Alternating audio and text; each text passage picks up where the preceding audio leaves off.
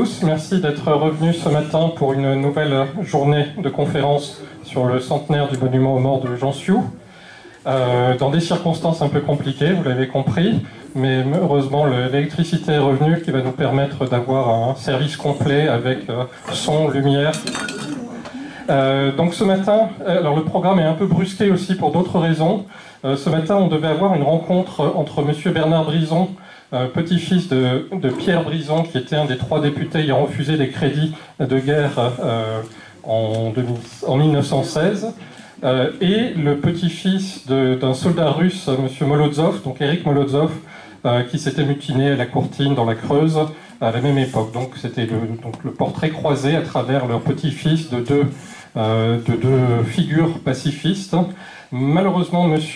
Brison ne peut pas venir, il est hospitalisé. Et donc, on lira une lettre qu'il nous adresse. Alors, le programme, du coup, va prendre une teneur un petit peu plus russisante, puisque, à sa place, on aura Madame Jobert, Véronique, excusez-moi, Madame Jobert, qui viendra s'exprimer. Donc, dans l'ordre, alors déjà un petit mot sur monsieur Michel Molotov. Donc, Éric Michel.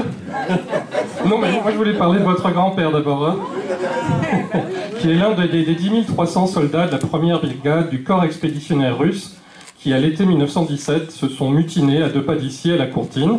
Et donc c'est Éric, son petit-fils, qui nous fera revivre l'épopée de ceux qui ont dit non, parce qu'ils ne voulaient plus tuer ni se faire tuer. Monsieur Molotov, petit-fils, est journaliste, il travaille à France 3 Lorraine, il est vice-président de l'association La Courtine 1917. Alors, il sera la deuxième personne à s'exprimer, parce que la première, ça sera monsieur Gady, Jean-Paul Gady, qui est le président de l'association La Courtine 1917, qui est voué à la préservation de la mémoire de cette mutinerie de soldats russes. Qui va d'abord nous lire la lettre de M. Brison et qui ensuite nous parlera de l'association qu'il dirige, qu'il préside, et qui a fêté ses 10 ans. Donc après M. Gady, on entendra M. Molotov, puis on entendra Véronique Jobert, qui est professeure émérite de langue et civilisation russe à l'Université de Paris-Sorbonne, qui a notamment publié sur l'intelligentsia russe entre la France et la Russie, sur la satire dans l'Union soviétique, ou encore la crise de l'identité russe à la fin de l'URSS.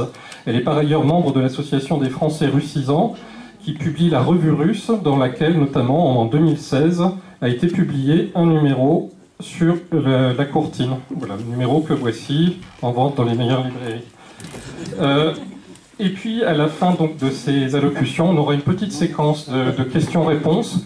Au total, on a 1h30 pour cette séquence, avant la conférence suivante, qui aura trait à la revanche par les chansons. Donc une conférence d'Anne-Marie Butric, historienne, à partir théoriquement de 11h30, mais il y aura sans doute un petit décalage. Voilà. Pardon ? En passant par les chansons, j'ai peut-être avalé la moitié de la... Mais vous avez bien raison. Je vous donne le micro dans 1h30. Voilà, merci beaucoup. Et bien j'appelle... Oui ? Pardon, moi je tiens à remercier les gens qui sont venus là, malgré le temps, et tous les gens d'EDF qui sont dehors dans des conditions lamentables, et grâce à qui on a l'électricité, et grâce à qui on peut continuer notre travail. Bravo.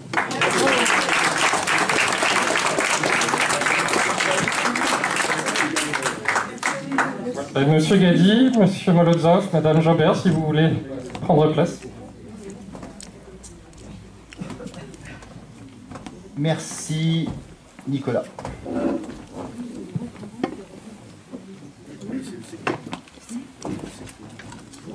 Bonjour. Voilà. On a failli ne pas se voir dans de bonnes conditions. Mais c'est apparemment réglé. Alors, je suis Jean-Paul Gady, je ne suis pas président de l'association, je suis coprésident, et l'autre coprésident, Jean-Louis Borier, quelque part dans la salle.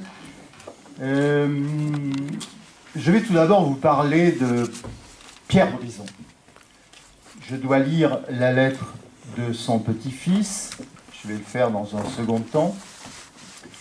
Pierre Brison était un député de la SFIO, député socialiste, pendant la guerre. Et il a été avec deux de ses camarades, députés également, Alexandre Blanc et puis Raphaël Duguin, dont je ne me souviens plus le prénom. Ils ont été trois députés qui ont été appelés, qualifiés des pèlerins de Quiental.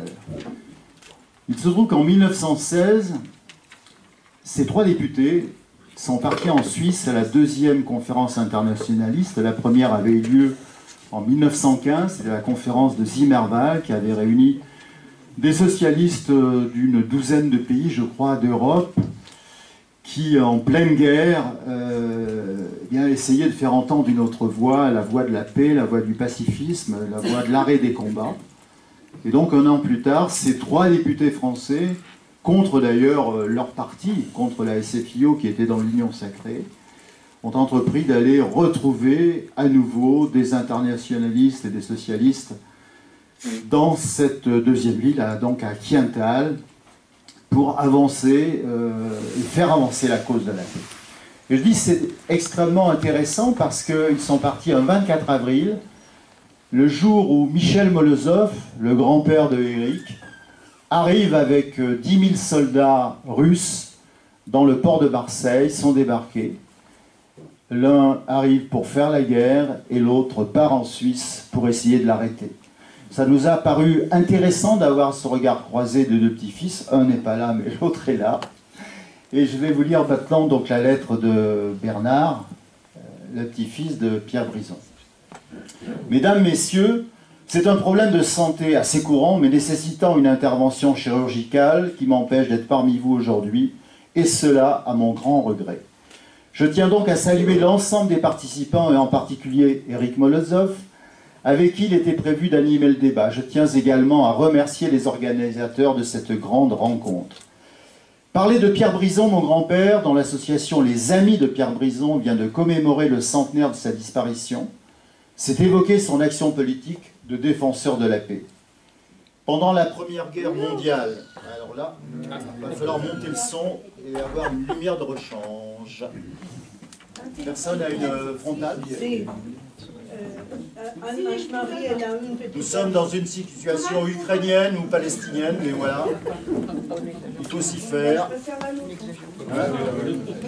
Ben oui, mais... Pendant la Première Guerre mondiale, en 1914, 3 députés, et seulement 3, sont intimement liés pour parler de paix. Leurs noms, Jean-Pierre Raphaël Duguin, Alexandre Blanc et Pierre Brisson. Ce qui, historiquement, les honore, c'est leur participation en avril 1916 au Congrès international de Quiental, qui les conduit en juin 1916 à rompre avec l'Union sacrée par leur vote à l'Assemblée contre les crédits de guerre. Dans leur discours précédant le vote, ils demandent une paix immédiate et sans annexion. À l'Assemblée, en juin 17, ils dénonceront publiquement, puisque les propos ne peuvent être censurés, l'exécution des soldats pour l'exemple, et continueront à défendre la paix pendant toute la durée de la guerre. Non, ça c'est pas grave, les intermittents du spectacle. Merci. On a une assistance en vol. Tourne au fond de la ville. Alors, plus personnellement, Brisson lance en janvier 18 son journal La Vague. J'aurais voulu vous montrer des exemplaires de ce journal. Et ce journal rencontre un vrai succès. Il est sous-titré « Socialisme et féminisme ». L'action de ces hommes les honore historiquement. Elle est malheureusement peu reconnue. Nous avons aujourd'hui besoin de suivre cet exemple. J'adresse à l'ensemble des personnes présentes à Jansiou un salut fraternel. Bernard Brisson.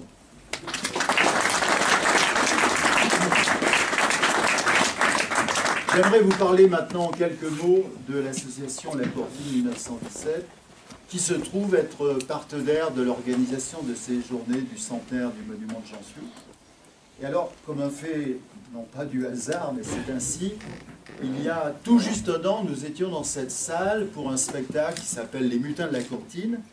Et à la fin du spectacle, nous discutons avec Benjamin Simons, le maire, et puis nous discutons donc du centenaire à Jansiou pour le monument et tout. Et bon, comme association qui existe depuis maintenant 10 ans, puisque dans quelques mois nous fêterons nos 10 ans d'existence, nous proposons aimablement de faire part du peu d'expérience que nous avons, des connaissances que nous avons, des relations que nous avons, pour aider à ce que ce centenaire du monument de Jansu se passe dans les meilleures conditions. Et puis voilà comment a cheminé ce partenariat qui fait que la municipalité, Clara tout particulièrement, s'est investie pour prendre son téléphone et trouver les intervenants, les conférenciers, les artistes et bien d'autres gens qui ont été présents et seront présents jusqu'à cette fin d'après-midi pour ces 2 journées et demie. Mais il y a eu beaucoup de choses avant. Il y a eu une conférence sur les gueules cassées, il y a eu plein d'expositions qui sont tenues, il y a eu 2 spectacles, une randonnée au mois d'août avec un conteur africain où il y avait énormément de monde. Bon, plein de choses en dehors de ces 2 journées et demie se sont passées pour ce centenaire et c'est très bien ainsi. En dehors de ces 2 personnes, Benjamin et Clara, je voudrais aussi remercier l'ensemble du conseil municipal, remercier le comité des fêtes et puis tous ceux qui sont là, qui ont aidé, tout particulièrement Nicolas, que vous venez de voir à l'instant, comme modérateur. J'ai oublié comment s'appelait, eh bien il s'appelle Renaud, celui qui a la sono, l'ingé son et qui aujourd'hui se trouve privé de son principal travail. Bien. Et plein d'autres gens encore. Il n'est pas privé de travail, il cherche le... Ah oui, il n'est pas privé de travail. Non, voilà. Donc, je voulais remercier tout d'abord tous ces gens-là, j'en ai oublié beaucoup bien évidemment. Remercier à vous tous qui êtes venus depuis vendredi soir assister à ces échanges, ces conférences, ces films qui ont eu lieu.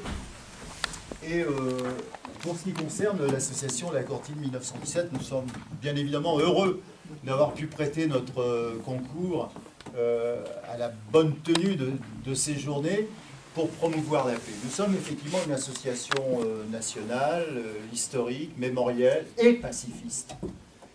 Et ce mot-là, nous y tenons énormément parce que ce qui s'est passé, Eric va en parler tout à l'heure, ce dont nous essayons de porter la mémoire, de lever encore le voile sur tout ce qui n'est pas encore apparu, cela relève du combat pour le pacifisme.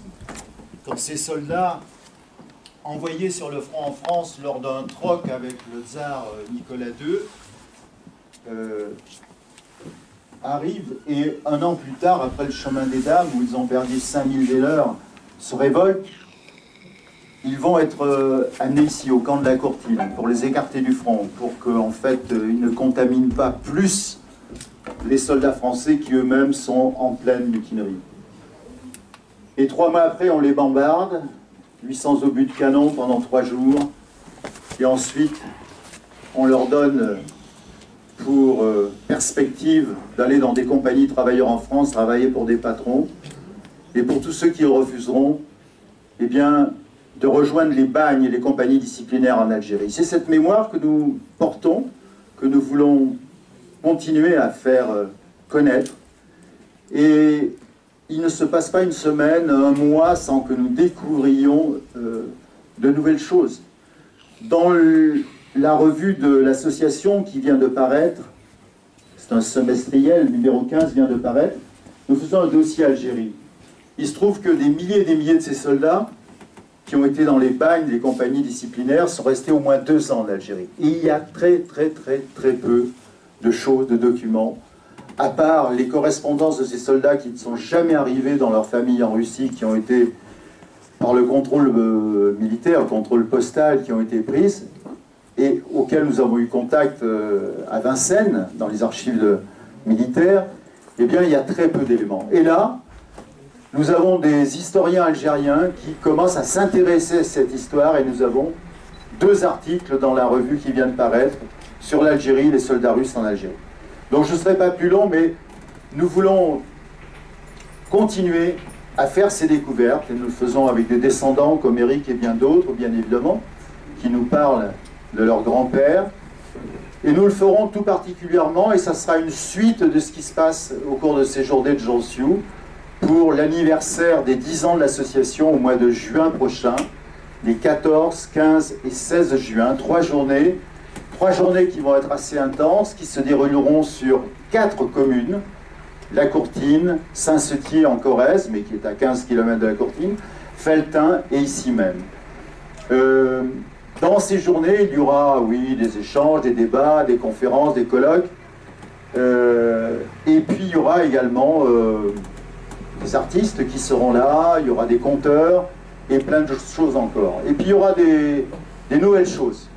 Nous sommes quasiment à la veille de l'inauguration d'un chemin de mémoire à La Courtine qui va porter la mémoire de ces soldats à travers donc un parcours dans La Courtine avec un certain nombre de productions visuelles mais également sonores et plein d'autres choses qui vont être extrêmement intéressantes et pour tout public. Et il y aura aussi au mois de juin, lors de ces journées, quelque chose qui aura été élaboré en cours d'année par les élèves de l'école de La Courtine, les 2 classes, CM1 et CM2, avec leurs enseignants, avec la communauté de communes, mais aussi avec des techniciens audiovisuels. Ces élèves sont en train de travailler sur un film d'animation qui sera restitué au public au mois de juin 2024. Un film d'animation dont le titre sera « Les mutins et la paix ». Ainsi, la jeune génération est intéressée et va être intéressée également à cette histoire sous bien des aspects. Voilà, donc je ne voudrais pas être beaucoup plus long là-dessus et je vais laisser maintenant notre ami Eric vous présenter un récit de vie, l'histoire de son grand-père. Merci Jean-Paul.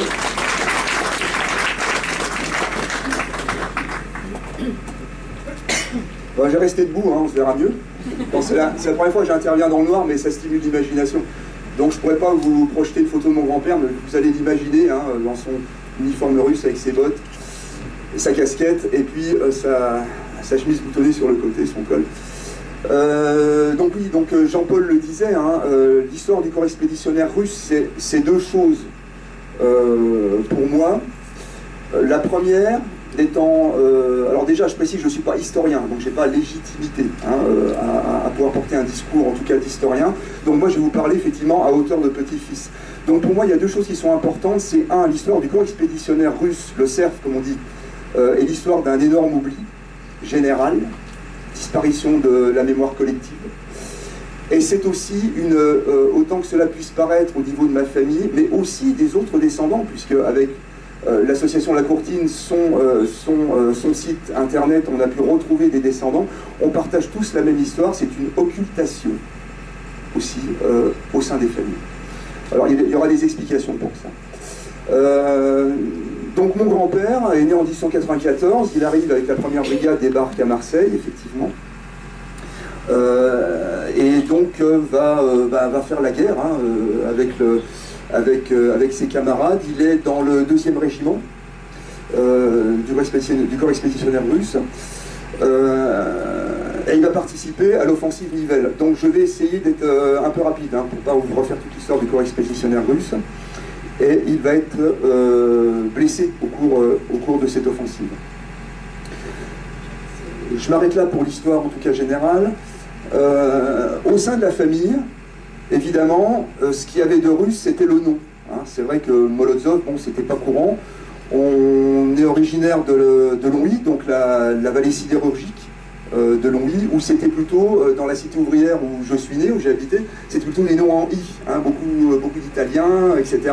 Et Molotov, ça sonnait un peu particulier, mais bon, quand vous naissez avec un nom de famille, vous ne posez pas trop de questions. Mes parents ont eu la délicatesse de me mettre un petit prénom, parce que Molotov c'était déjà long, un petit prénom, il y avait. Et donc il y avait ce nom, et mon père, ouvrier, voilà, dans la sidérurgie, avait évoqué son père, voilà, grand-père Michel, qui est mort quand même en 1947, ce qui explique aussi un peu la distance de mémoire, qui n'était plus dans le paysage familial. Et donc, je savais qu'il en parlait toujours avec une certaine, comment dirais-je, une certaine révérence de son père. Il y avait comme ça une distance très respectueuse. La façon dont il nous a élevés aussi était une façon très respectueuse. Je me souviens, il parlait toujours du nom. Le nom, que j'aille pas savoir que, voilà, pas de bêtises, le nom, bon, très bien, c'est quelque chose. Et puis, chez nous, on avait des albums photos. Alors, certains albums rangés, et puis surtout, on avait ces boîtes en carton, je sais pas si chez vous c'est pareil, vous avez ces photos en vrac, qu'on retourne des fois quand il y a des gens de la famille qui viennent, et puis qu'on pioche comme ça au hasard un petit peu de l'histoire familiale, là-bas, regarde, machin, tu te souviens, truc, machin, à la tante style, machin. Et dans cette boîte, donc quand j'étais gamin, eh ben, il y avait un soldat russe. Il y avait à peu près une dizaine de photos. Et une fois j'ai posé la question à mon père, il dit bah, c'est ton grand-père, il était soldat russe, très bien, bon bah quand j'étais gamin on ne posait pas de questions, etc. Et puis plus tard, un peu la même scène comme ça, je retombe dans la boîte de photos, j'étais étudiant à l'époque, je ressors ces photos et tout à coup ça me saute au visage. Il y a une photo de mon grand-père en pied, donc visiblement une photo qui a été prise au front avec vous savez, le drap derrière, la croix de Saint-Georges. Bon, haute distinction manifestement pour fait militaire, qui méritait en tout cas cette décoration. Et puis d'autres photos où il était sur un tas de cailloux avec d'autres Russes. Et je me dis, j'ai là dans la main gauche un homme qu'on décore et dans l'autre j'ai une scène de bague. Et entre, j'ai rien. C'est quand même bizarre. Donc je pose la question à mon père et mon père n'en savait pas plus. J'ai demandé à mes oncles, à mes tantes, parce que mon grand-père a fait 9 enfants. Hein, donc c'était quand même une grande famille. Et personne n'en savait plus. Et j'ai commencé à faire des recherches. Alors aussi pour mon père qui commençait à vieillir, je sentais qu'il était aussi en recherche d'histoire par rapport à ses racines, il avait peu d'éléments. Il était aussi en très mauvaise santé parce que quand on passait la vie au pied d'un haut fourneau, c'est la poussière, les gaz et l'amiante. Hein. Donc je sentais qu'il y avait urgence que je m'attelle moi, étudiant avec des outils que lui n'avait pas de recherche, que je puisse aller dedans. Et dans la famille, de toute façon, il y en a toujours un qui se charge du boulot, en tout cas, du boulot de mémoire. Et à partir de ce moment-là, j'ai commencé à poser des questions à mon père, qui était quand même un homme plutôt taiseux. Je lui dis, essaye de me donner toutes les informations que tu as sur le grand-père, etc. Donc il me parle un peu de son caractère, il me parle un peu comment il était, etc. Mon père avait 17 ans quand son père est décédé. Quand Michel Molotov est décédé. Et j'ai commencé à noter, mais il n'avait pas plus d'informations. Et en cherchant sur Internet, je tombe sur la thèse de Rémi Adam, qui est l'historien spécialiste en du corps expéditionnaire russe. Et parmi les souvenirs que mon père avait de son propre père, il disait que son propre père, Michel Molotov, n'avait jamais, quand il est venu combattre en France ce long voyage qu'il a fait, n'avait jamais rien vu de plus beau que Singapour. Et là, dans la thèse de Rémi Adam, tout le trajet du corps expéditionnaire russe est détaillé, parce que évidemment, quand ils sont venus en France, ils ne sont pas venus par voie de continent, il y avait la Triplice, donc ils ne pouvaient pas y aller directement.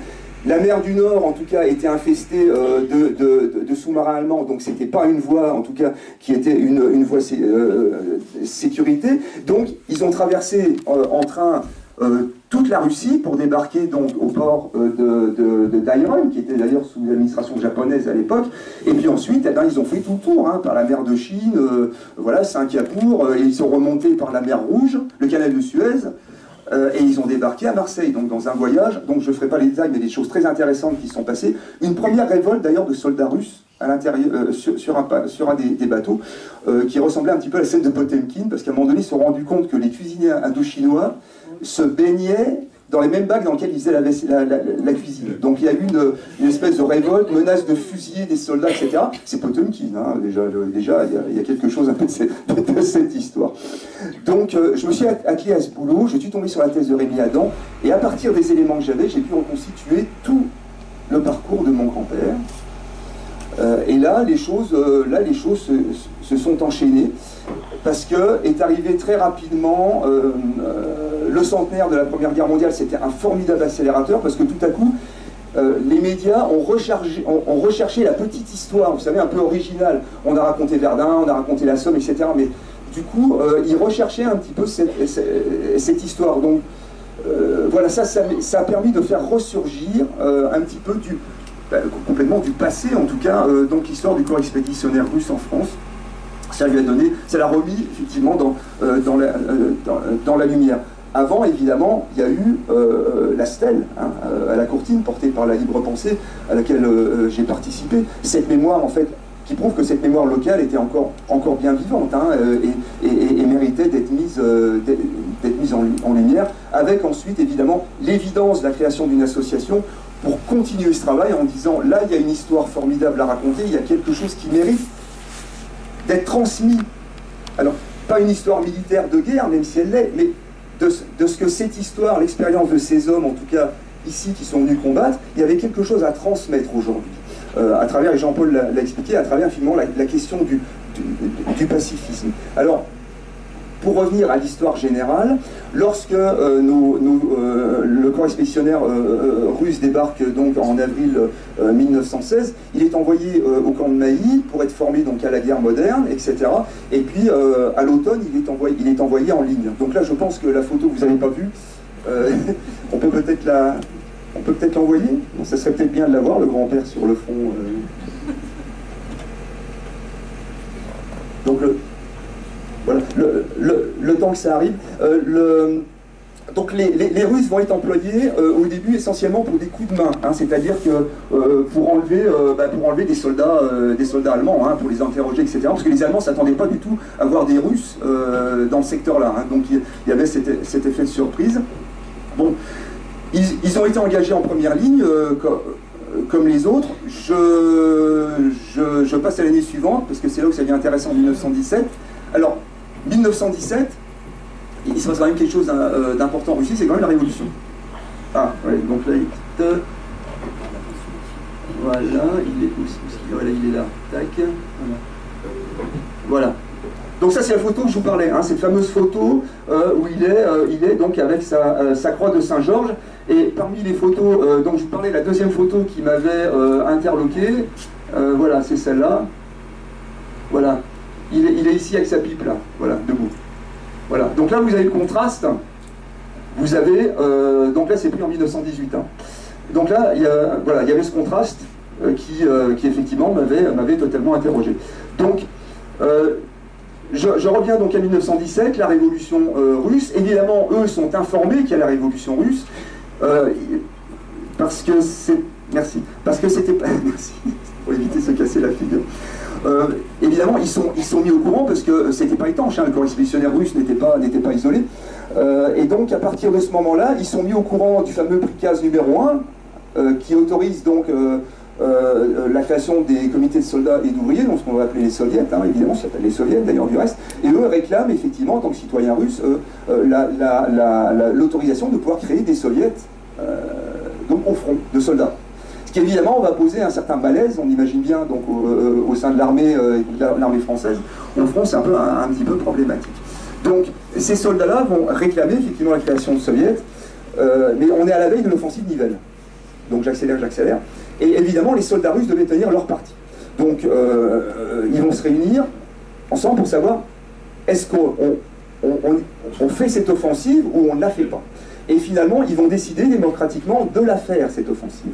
Sur la base de, on est venu aider les Français à gagner la guerre contre les Allemands, mais donc on l'a fait, d'accord, pour solde de tout compte, hein, on fait votre offensive, mais après, vous nous rapatriez. Donc, ils vont faire cette offensive. La première brigade va être engagée donc, sur le secteur de Courcy. La troisième brigade va être engagée sur le secteur du Mont-Spin, donc le secteur de Champagne, un secteur de Reims. Ça va être les deux unités qui vont atteindre leur objectif. Alors, la troisième brigade va prendre le Mont-Spin, mais ne va pas pouvoir s'y maintenir parce qu'il n'y aura aucune logistique pour qu'elle puisse s'y maintenir. Donc ils vont être obligés de lâcher l'objectif, avec évidemment des pertes énormes. Et la première brigade, le deuxième régiment auquel appartenait mon grand-père, vont reprendre Courcy, ils vont passer le canal, mais par contre ils vont se faire décimer par le fort de Brimont qui domine en fait le secteur. Mais ils vont quand même reprendre Courcy, le canal et la verrerie, qui étaient deux objectifs principaux. Et là, mon grand-père va prendre plusieurs éclats d'obus sur tout côté droit et va être évacué. Donc, à l'issue de cette offensive, qui a été effectivement un désastre, on va pas revenir dessus, les Russes vont revenir, effectivement, les survivants vont réclamer effectivement que le contrat soit respecté, qu'ils puissent retourner en Russie, ce qui ne va pas être la priorité de l'état-major français qui a d'autres chats à fouetter. Sauf que les soldats vont refuser effectivement de continuer la guerre. Et là, Jean-Paul en a parlé, la première chose, alors effectivement, c'est qu'il y a aussi des unités françaises qui vont se mutiner à l'issue de cette offensive meurtrière. Et là, le premier souci d'état-major, ça va être d'isoler les Russes, qui représentent effectivement un très très mauvais exemple, avec un risque de contamination. Donc, on va d'abord satisfaire à leur première revendication de plus se battre. Donc, on va les retirer du front et on va les envoyer dans les Vosges à Neufchâteau. Ils vont rester un certain temps à Neufchâteau, on va leur dire, bon écoutez, rendez les armes, etc. Et les Russes ont bien compris que les armes, c'était pas le moment de désarmer, parce que c'était une monnaie d'échange, c'était un moyen de faire pression. Donc ils vont pas désarmer, ils vont même organiser un 1er mai, hein, il y a des photos d'époque, où ils vont défiler avec les mots liberté, etc. Un grand défilé, une fête. Et tout ça c'est raconté dans les mémoires donc, de Stepan Gavrilenko, donc je voudrais saluer la mémoire aussi de son fils, aussi de Jean Gavrilenko, qui est décédé il n'y a pas longtemps, et qui a retrouvé les cahiers de son père qui racontent cette histoire-là. Il y a 3 cahiers dans une armoire qu'il a fait traduire, qu'il a traduit lui-même, qui s'est mis au russe sur le tard. Voilà, et donc Jean en tout cas, le travail qu'il a fait, ces documents sont vraiment d'une importance capitale, quoi. On est vraiment au niveau vraiment du soldat du fantassin de base, et c'est vraiment très intéressant à lire. Donc, à partir de ce moment-là, Neufchâteau, ils organisent leur défilé du 1er mai, festif, etc. Avec, comment dirais-je, c'est une approche, leur modèle c'est la République française. Hein. Ils vont chanter la Marseillaise. Hein, la Marseillaise avec les paroles russes. Leur modèle c'est la République française, une constitution, etc. Voilà, c'est le modèle. Et donc évidemment à Neufchâteau ils vont rester un certain temps, mais c'est encore trop près, et c'est encore dans l'Est, et puis il va falloir leur trouver le coin le plus isolé. Il faut vraiment, vraiment les isoler. Alors on ne peut pas les renvoyer chez eux, donc on va essayer de trouver l'endroit le plus isolé de France, et ça va être la Courtine. Voilà. Et là on va les débarquer à la Courtine, on va les envoyer à la Courtine, ils vont débarquer avec armes et bagages au mois de juin, et ils vont passer l'été. Alors passer l'été donc à la Courtine, il va se passer des choses intéressantes, c'est-à-dire que on avertit la population que les Russes allaient débarquer. Alors évidemment, je pense qu'ils pensaient que c'était les Cosaques, hein, donc il y a toute l'histoire napoléonienne quand je pense les Cosaques ont campé sur le champ de Mars, on racontait qu'ils mangeaient des outils, enfin ils mangeaient des bougies, etc. Enfin, des sauvages quoi, avec des sabres, tout ça entre les dents. Donc on avertit la population en disant claque-murez-vous, des Russes arrivent, on les emmène, etc., etc. Alors et puis en plus il y a un reportage des années 70, à l'époque ça s'appelait FR3, qui était vachement intéressant. Il y a le fils d'une cafetière qui raconte un peu comment ça s'était passé quand ils sont venus boire un coup à la Courtine. Et bon, je crois que tout le monde était fils de cafetier, parce qu'il me semble que c'était l'activité principale à la Courtine, c'était cafetier. C'est là vous confirmez. Et donc il raconte que sa mère voit débarquer des Russes qui venaient boire un coup, etc. Mais elle avait décidé de ne pas évacuer, hein, donc ça va être une forte tête, parce qu'à un moment donné ils avaient évacué aussi. Hein. Elle était restée, elle a ouvert son café, et puis donc, ils ont bu des coups, et puis après ils ont dit, ouais mais alors quand c'était le moment de fermer, je me souviens de l'expression du fils, il dit, et ben non, comment c'est que ça va faire? Et ben il dit, comment c'est, ils ont payé, puis ils sont rentrés au camp. Voilà. Alors tout ça pour dire que, en gros, ils sont installés, ils sont restés tout l'été, ils sont intégrés presque à la population, parce qu'ils ont participé, il n'y avait plus d'hommes là-bas, ils étaient tous au front les Français. Donc ils ont fait les travaux des champs, le bûcheronnage, etc. Il y a vraiment une fraternisation qui s'est passée dans ce camp de la Courtine. Le camp était ouvert, il paraît que les gens venaient pique-niquer aussi dans ce camp, passer le dimanche avec les soldats. Il y a des histoires qui se sont nouées, etc., d'amitié, peut-être aussi d'amour, paraît-il. Et donc il y avait comme ça vraiment une amitié entre ces Russes, avec une mémoire qui perdure, puisque moi quand j'y suis retourné, on m'en a parlé aussi. Et donc, voilà, ça va être 3 mois comme ça de vie. Alors, évidemment, ce qu'il faut lire, c'est les rapports du général Combi, qui était le général de la région de Limoges. Hein, voilà quoi. Parce qu'évidemment, ils étaient surveillés quand même. Alors, les rapports sont très drôles. Et là, on voit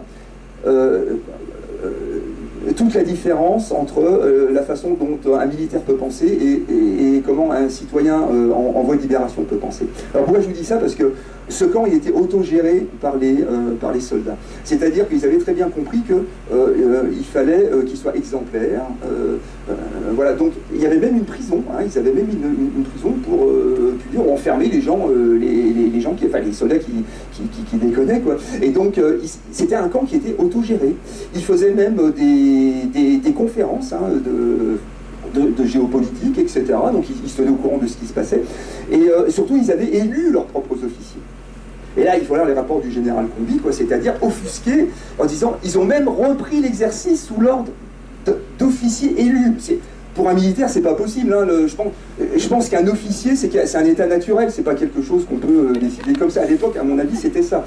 Donc, du coup, il y avait ce côté offusqué, et puis, bon, dans des rapports très condescendants, hein, en gros, qu'est-ce que c'est que ces moujis qui se préoccupent de géopolitique, qui sont capables d'avoir des analyses, c'était un pur scandale, quoi.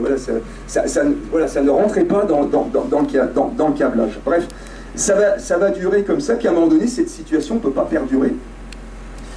C'est-à-dire qu'à un moment donné, l'état-major français dit il faut quand même qu'on fasse cesser ça, bref, il faut qu'on remette tout le monde dans le rang.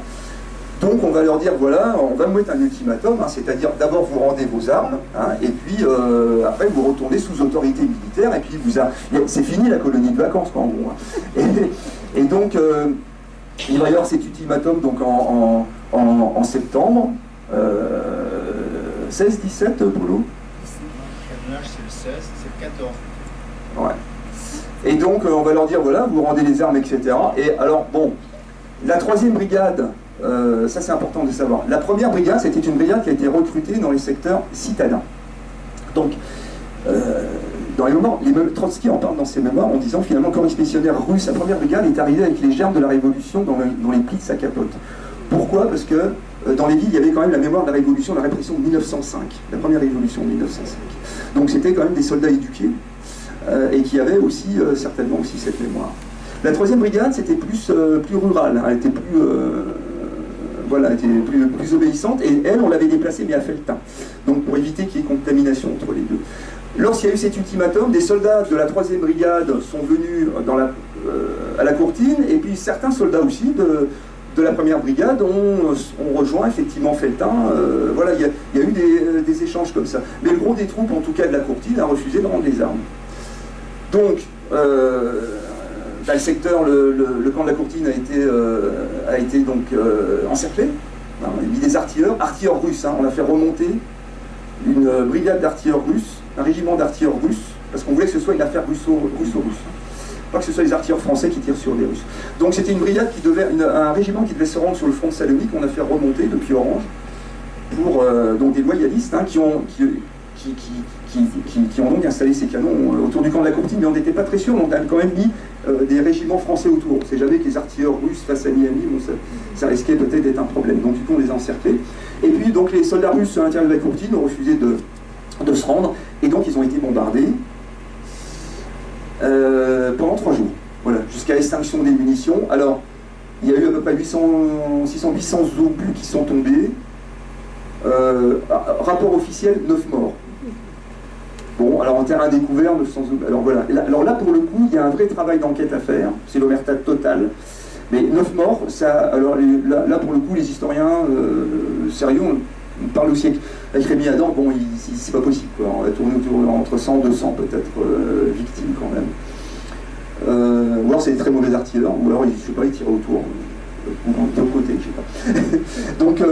Donc voilà. À l'issue de ça, les soldats vont se rendre, hein, évidemment, plus de munitions, et puis on va leur donner 3 choix. On va leur dire, vous retournez au front, ça c'est la première option, donc quelques-uns vont le faire, ils sont pas très très nombreux. Beaucoup ont signé un contrat donc qu'ils n'avaient qu'ils ne savaient pas lire. Hein, voilà. Bon, après ils sont remontés, on a créé la Légion pour l'honneur sous les ordres du général Gouraud. Eux sont retournés au front, une minorité. Ceux qui ne voulaient pas retourner au front, toujours sous les régimes militaires, on leur a dit vous allez intégrer des compagnies de travail. Vous allez travailler pour l'armée. Donc bûcheronnage, carrière, casser des cailloux, etc., sous régime disciplinaire. Et puis effectivement, Jean-Paul l'a évoqué, ceux qui refusaient tout ça, bon, direction, donc les bagnes d'Algérie, donc Merced Kébir, etc., mis à la disposition des colons. Et là, il y a des témoignages où, il faut imaginer l'Algérien à l'époque déjà comment c'était. C'est un Algérien qui avait pitié de il y a un témoignage qui avait pitié de ces pauvres Russes qui étaient maltraités. Donc alors c'est plus maltraité qu'un Algérien à l'époque, je pense que ça devait être quand même...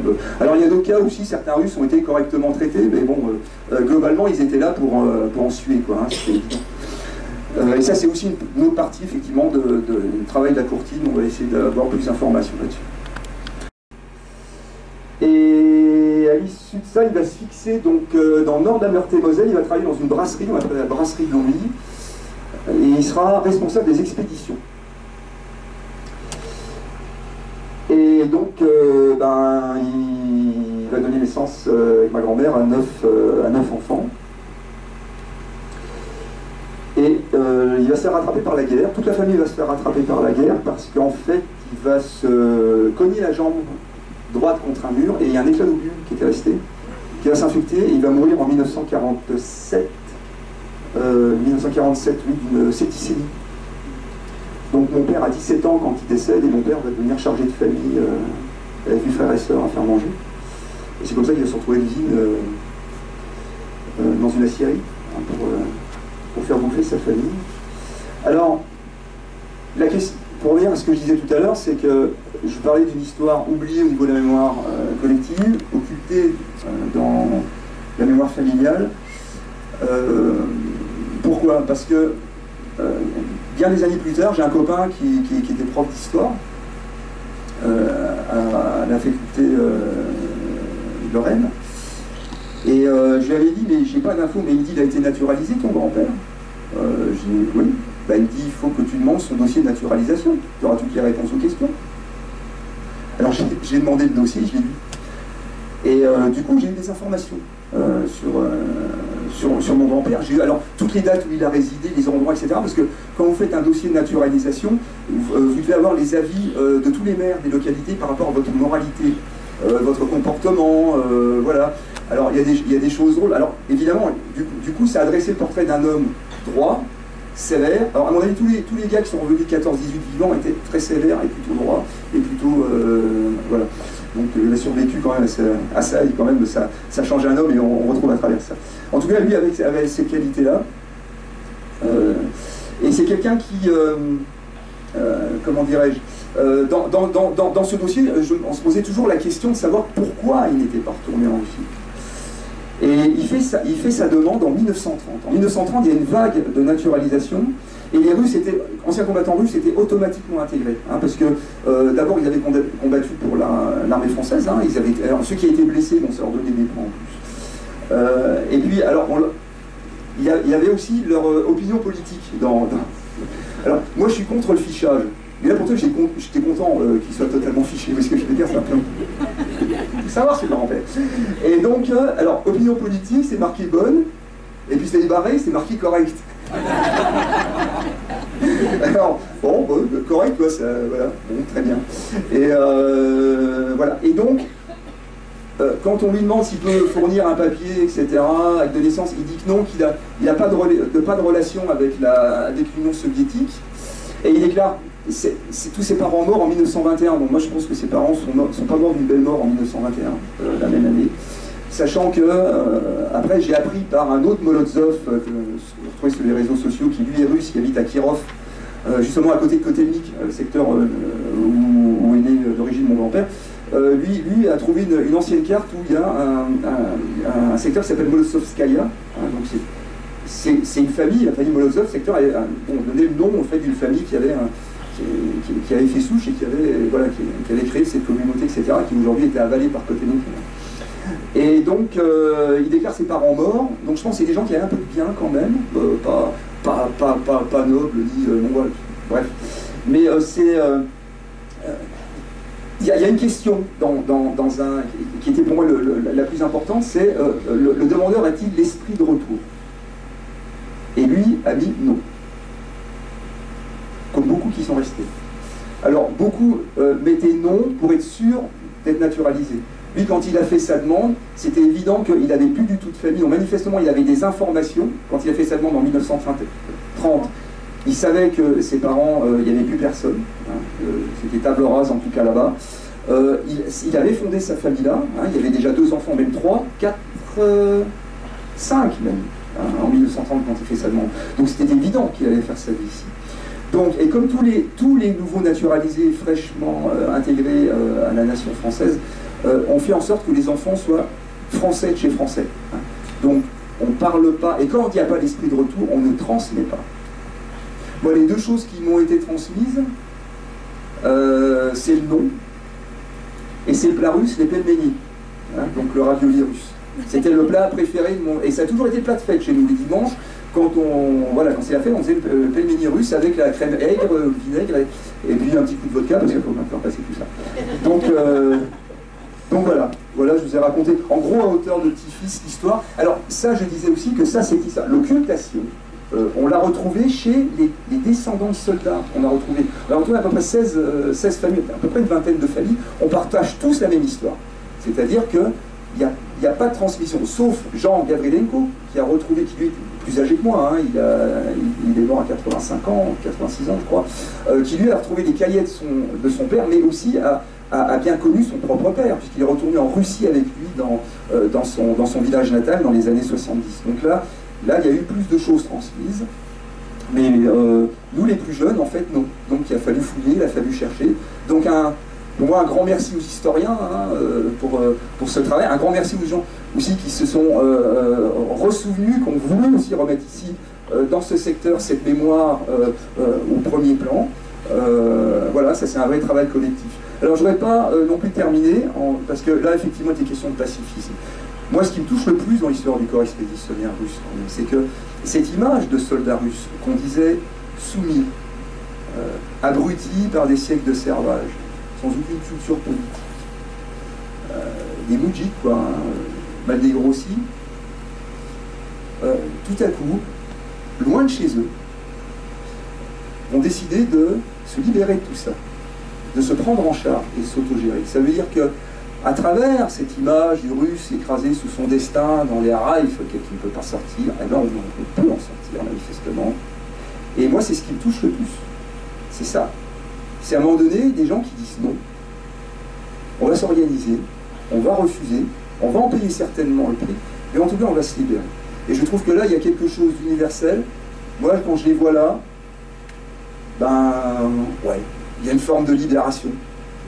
Et je crois que ça c'est une expérience qui est tout à fait partageable, qu'on soit russe, qu'on soit français, qu'on soit algérien, qu'on soit de toute nationalité. Je trouve que là, il y a quelque chose d'exemplaire, et vraiment un exemple à suivre. C'est pour moi le message le plus important, c'est le dernier, je vais finir là-dessus. Voilà. Merci à vous en tout cas.